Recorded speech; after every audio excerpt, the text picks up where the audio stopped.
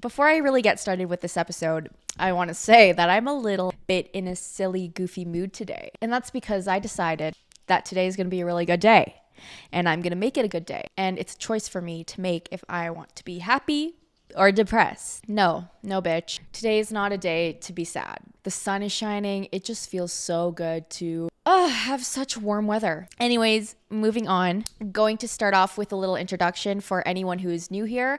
So welcome back to my podcast / YouTube channel. My name is Anna. I am 24 years old. Currently at this moment, I do not have a Spotify or an Apple podcast just because I am playing around with everything and just putting it on YouTube. When the time comes, which will probably be soon, I will put all my podcast episodes on Spotify and Apple Podcasts for you guys to just listen, because I'm sure that not many of you guys have time to just sit and watch a video. So I feel like it's more accessible and convenient to everybody else who just wants to listen while they're doing something else. I'm very excited for today's podcast episode because you guys know me. I love to trauma dump, and it's just something that I can release and be able to almost put this into a virtual diary where I can talk about things without feeling any type of judgment. So for anyone who's watching, you guys are the ones not to judge me, and I'm not the ones to judge you guys. So it's almost like this is a secret platform or a virtual diary that you come across that you just can't share with anyone because it's just between you and I. And if you guys don't know what this podcast is all about, it's honestly about anything and everything. I want this to be a safe space for everybody. And I truly want to be your comfort person. If you may be going through something or just in need of a friend or whatever it could be, you can always come back and watch my videos and make it seem like we're best friends in real life. We are going to be talking about what it was like for me to move out of a toxic household, how I got by, and how to thrive when you do move out.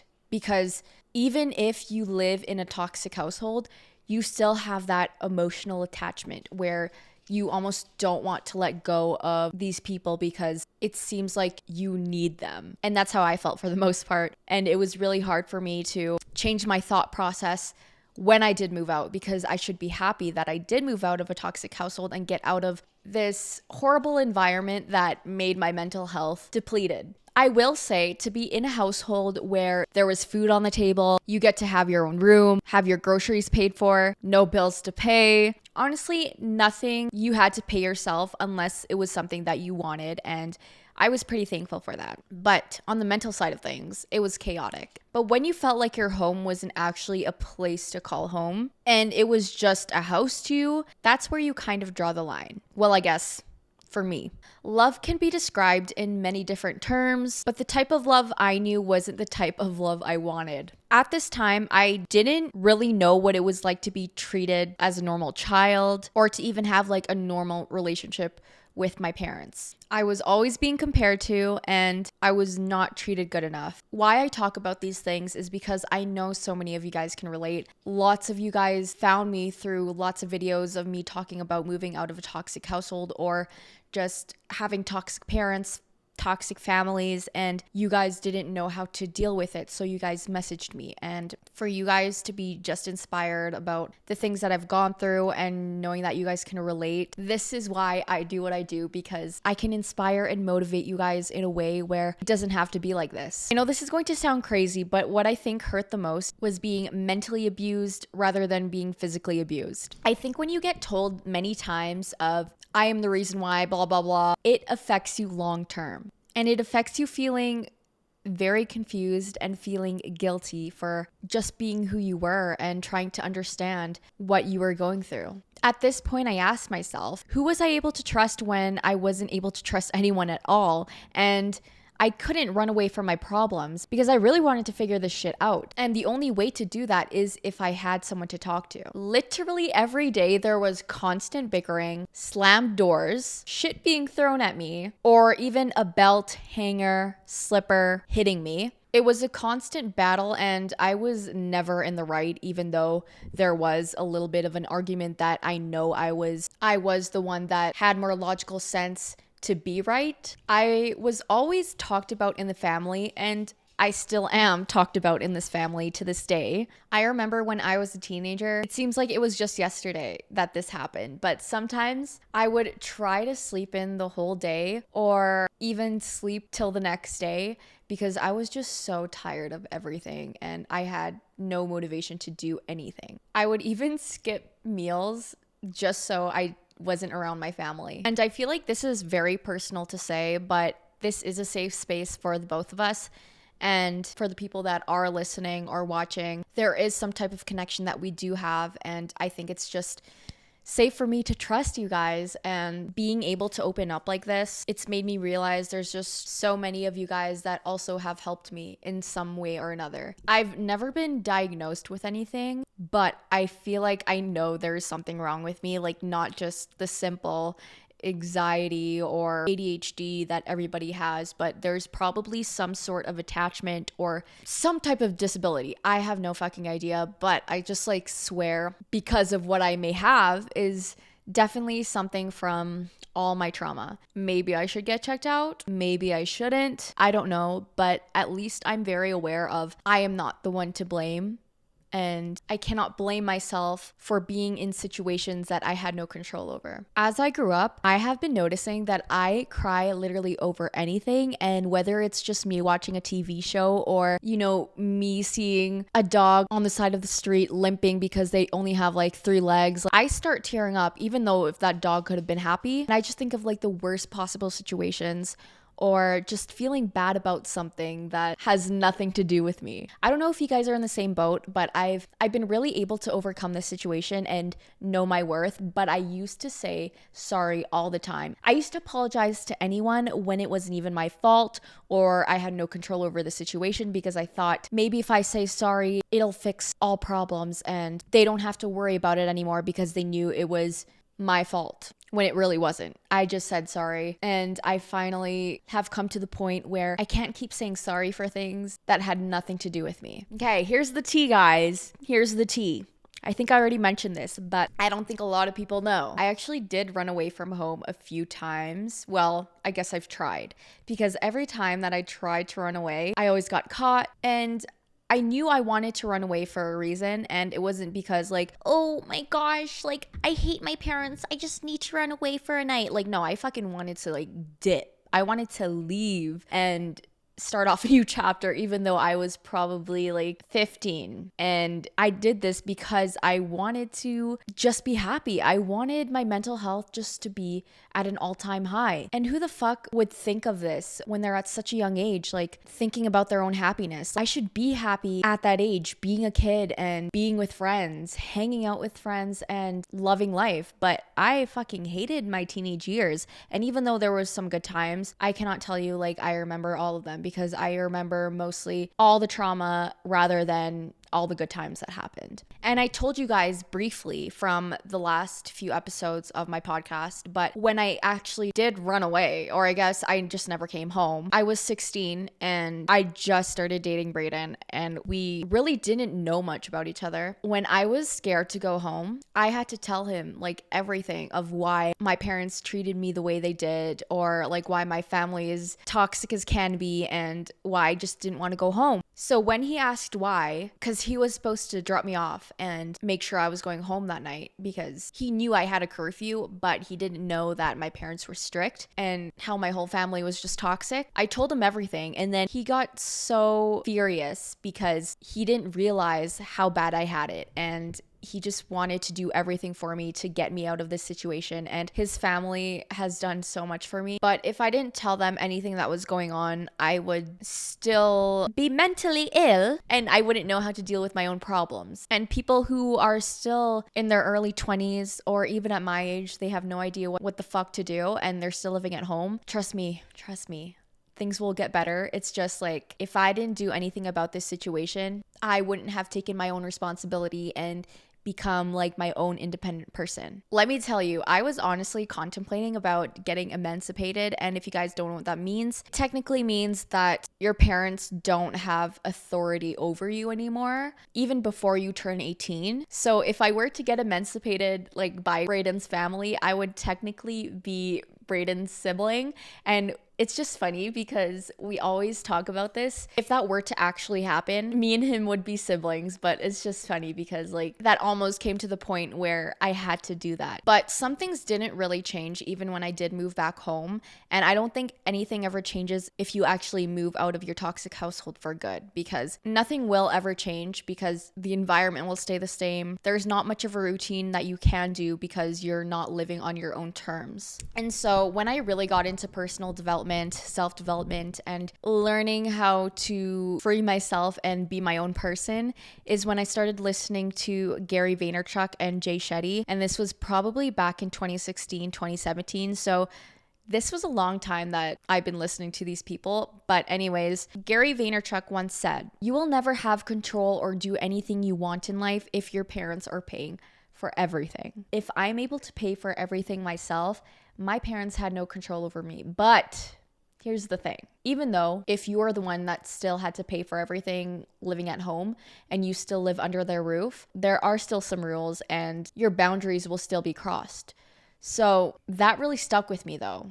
What he said really stuck with me. So during this time, I literally saved up every penny. And even though I didn't have a job, for the most part, I would have like these part-time jobs or a job that I wouldn't really keep for a certain amount of time. I would still try and save up every penny. And my parents were still giving me money even though I was still living at home. But when this happens, you become so reliant on them. And I think that was maybe their intention. I don't know.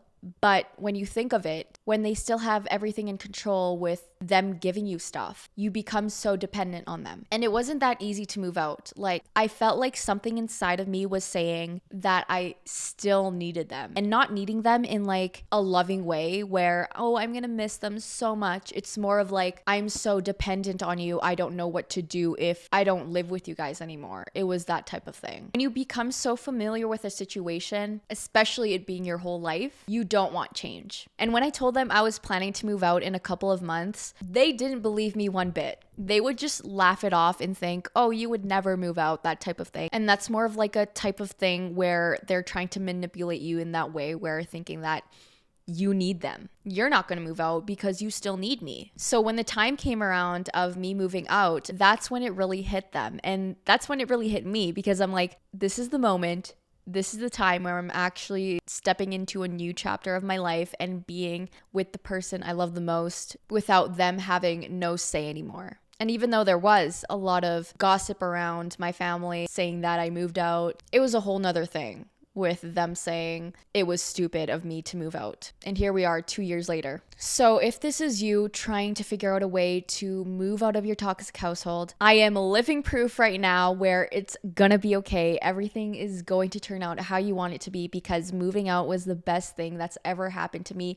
Not only because it's made me become responsible and independent, but also I've never been any happier with where I am with my mental health. So with this being said, and you know, all of the things that I have said about the arguments you have with your parents and all the toxic environments that you think that would last forever, it does change. And I promise you, the day that you move out, even though it takes some time for you to adjust, that will be the day where you can reset your whole entire relationship with your parents, because I never thought it was possible. And I heard it all the time, like when you move out of your own household, dealing with toxic situations, your relationship with your parents is going to turn a lot better than you think it will. And even after a few months of me moving out, it wasn't easy because my parents weren't adjusted to the situation, and I also wasn't adjusted because I was still in that same environment in my head. I was so tired of hearing it, and I told myself life is going to change and I will genuinely feel happy about the situation. So when I made that switch, I started setting boundaries for myself. You just learn how to flourish on your own. And the best part about this is that you will feel so proud of yourself knowing that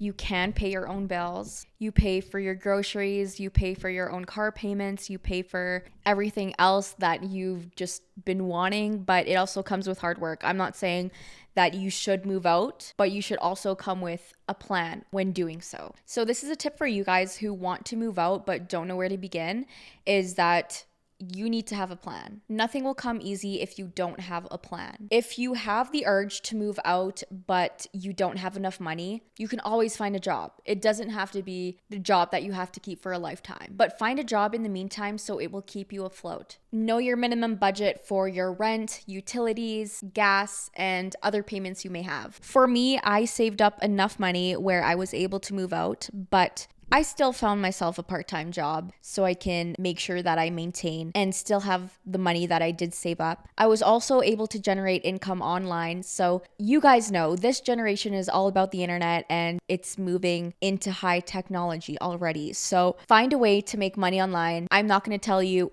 oh, this is how you make money online, because there's so many fucking ways, and I'm not going to give you an ebook and tell you how to. Because if there's something that you've always wanted to do as like a little side hustle, or sell something that you know that could make money, or something that you're creative enough to sell something of your own that you created, there's so many ways to generate income online. And that's what helped me, because without doing the thing that I am doing right now through social media, I don't think I would be able to get through unless I find a job. But I think that is my last option, because I just am miserable when I am working for someone else. I don't want my life to be like that. So I have to find a way. If I want to work for myself and be able to work from home, I need to find a fucking way. And that was also another thing. I was also in so many arguments of my family saying, like, what you're doing through YouTube, through Instagram or TikTok or whatever, like, that's just a little side gig. You need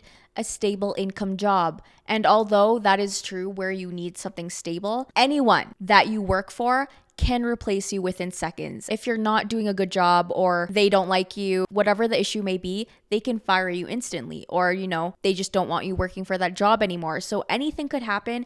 And the best way to do it is just have passive income, where you're not having to do so much work because you're generating some type of revenue that doesn't take much effort, and you have so many other types of incomes where money's coming in and you don't have to worry about one certain income. So I had to put all this belief in myself and knowing that I can fucking do this. If I want to make things happen, I am going to do what I need to do to get there. But let me tell you something, because even though you have moved out, or you are planning to move out, and it may be like the best decision ever, like I said earlier, there are some things that come to play with it. So when you start living alone or living with someone, you're going to realize that all your responsibilities are within you, but that also comes with building your own independence. You are the decision maker in the house. It really makes you aware of how much you should be spending or how much you should be saving, because no one can tell you what to do anymore, not even your parents. So you learn to adapt in these situations, and you're not always going to get what you want. So for example, you don't have enough toilet paper, so you have to drive all the way to the grocery store to get some. You can't wear your favorite shirt because it's in the washer, so you have to find another shirt to wear. Even these little nitty-gritty things that you may not come across, they're gonna come across, and you'll have to find ways to deal with that. But with this being said, you have more self-respect for yourself, and I have learned to use my alone time very diligently, because I never used to have that at home. But now that I have all the time in the world to be doing what I want, because I work from home, like, I have all of this time to focus on myself. And Braden's at work. He's not in the house. But what this also means is that if I'm going to be in the house 24/7 and just going to the gym and then coming back, I have to make sure that the house is clean. I need to make sure that the dishes are washed, because not only does it benefit him, but it benefits me, because I'm going to be the one near all of this surroundings. And if my space is not clean and there's clutter everywhere, what makes you think that your mind is not cluttered as well? And yes, there could be times where you feel lonely being at home by yourself and feeling like you need company. But personally for me, I don't feel lonely, because I was able to adapt in a way where my alone time is what I cherish the most, and what I do in my spare time really comes down to what hobbies I do for myself to keep me busy and not just sitting on my ass watching Netflix, because then you really go down a spiral. You ask yourself questions like,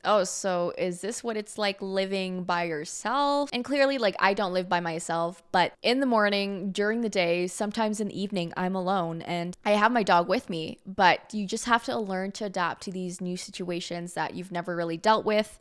And I just have so many types of different hobbies that I do at home. Like, this is my little spiritual creative art space area, and I'm so glad I made it this way because it was going to turn into a dining room area, which I'm so happy it did not. What I have in this room is a piano. I can paint, I can read. I have this egg chair to do some journaling or read or just like hang out.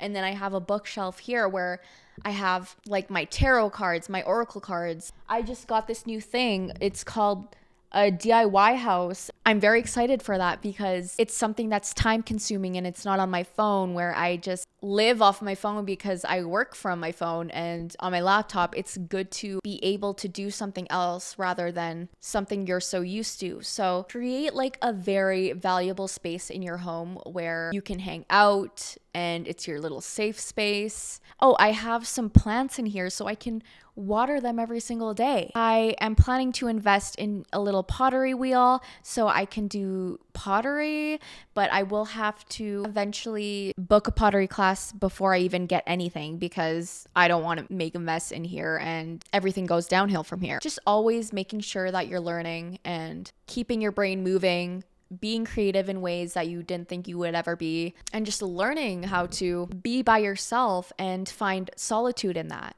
So to end it off with a little outro with this moving out of a toxic household podcast episode, from the 2 years of me moving out, I've come to realize that as I'm growing up, my parents are getting older. Even though there are some things that I can't change within my family that I still have to deal with to this day, and being around a toxic environment, I have to do my own inner work to be able to change that mindset and know that, I am not the black sheep of the family. I am not a burden to this family, or like I am not the one to blame of why I did things that I did. And it's just time to grow up. So just moving out has helped me to appreciate my parents more and understand why they did the things they did. Maybe it wasn't their intention, and maybe it wasn't their intention to damage me. Maybe it was tough love. I wouldn't say so, but I just think it was because of how they were raised and they didn't know how to raise me differently other than how they got raised. So maybe that was just a normal occurrence to them. So they wanted to pass along that type of generation to the kids they have. But knowing in my heart, the way I will treat my future kids is not the way my parents would treat me, because I would just pass along that generational trauma that I didn't want in the first place. So when I do have kids, there's no way in fucking hell that I would make them go through with what I went through. And as much as it hurt me with how they treated me, I'm surprised I only cried once. Or I guess I'm surprised I only teared up once, because I thought I would fucking be emotional with this podcast episode, but I've just learned so much and was just able to grow so much from these past few years. So if you are dealing with a situation like this right now, your time will be up with dealing with this type of trauma, because now I hope this podcast has helped you, that you can change your own perspective, your own mindset, and learn to have your own set of boundaries even when you do live at home. Because as much as I didn't have my personal space, every day I fought and fought just to keep living and go on about my day. Because if you have the chance now to get a job, whatever it could be, just do it so you can save up and be able to move out. Because you're never going to go anywhere if you don't have the financial stability. And in my case, it was very different, because even though that I did get money from them every now and then without asking, and they just kept giving and giving and giving, you will never be independent. So in a situation like that, it was really hard for me to be my own person and not be so reliant on them. That's when you think everything is normal and that's how it should be, because it is not. So I'm proud of you. I'm proud of myself, and I'm so happy that you are here today just listening and watching my podcast, because even if it just makes a difference in one person who watches me, that's all I want. When I create content, when I talk about these vulnerable things, and when I put myself out like this, it comes from the heart, and it's something that just motivates me to keep being better and to inspire others and to just share my journey. I do read your guys' DMs. It's not being unseen. So I just want to say, like, I appreciate you guys so much. I thank each and every one of you that watches my videos and follows me on all my other social media platforms just to support me and watch me grow as a person. I can't thank you guys enough. And I don't have a big following. Like, I have a very small following as of right now, but even though I manifest to have a big audience one day, I want that audience to actually know me for me and not just following me, because I just want it to be a different vibe. I just want to be a different influence. It's not the same if I were to be the same person as someone else online and trying to be someone I'm not. I just want to be my own person. I want to be reminded of a motivated person for you or for someone. And I don't know, I'm just going on a tangent now, but I adore you guys. I love you guys. And I just want to thank you guys again for all the loving messages that I do get and everything. Spotify and Apple Podcast coming soon. You guys need to help me find some ways to name my podcast, or if I'm just putting it as my name, because I don't know what to do when it comes to this stuff and might just need your guys' expertise. Thank you for being here today, and I will see you guys next week.